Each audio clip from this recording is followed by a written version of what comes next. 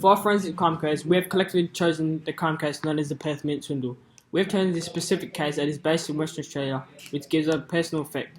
This crime case was committed allegedly by three brothers, Brian, Raymond and Peter MIckleberg, on the 22nd of June 1982. In this crime case, the MIckleberg brothers were accused of stealing $650,000 worth of gold, which, as of January 2018, the gold will approach to around $3.7 million. They were charged with break and enter, arson, and conspiracy to defraud the mint. They were then put on trial with stack of evidence against them, mostly circumstantial. The MIckleberg family, which consisted of three brothers, Raymond, Brian, and MIckleberg, they were the three brothers who stole fake checks from the Perth Building Society and then fooled the Perth Mint into accepting those fake checks in exchange for gold. The gold the Perth Mint gave was estimated to be worth more than $650,000, then allegedly got a courier to pick up the gold. The gold was picked up and then sent to Janaka Airport, which just disappeared. The MIckleberg brothers got away with the gold. However, in September 1982, the parents were charged over a matter relating to manufacturing a gold nugget called the Rose of Texas. A Perth businessman purchased a nugget for $350,000, which was later worth only $150,000. Raymond and Brian later pledged guilty of conspiracy to fraud for their actions in June 1984. What makes this case even more exciting is that there was a massive twist that came upon the sentences of the MIckleberg brothers.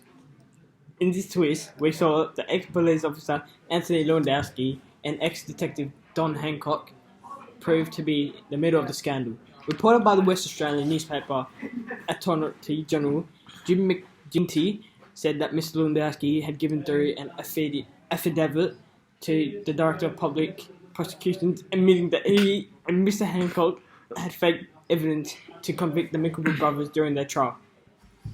With this information, this is what makes the Perth Mint Swindle one of the most famous scandals in West Australia, as even the police officer and ex-detectives were involved in this case and were part of the whole scandal.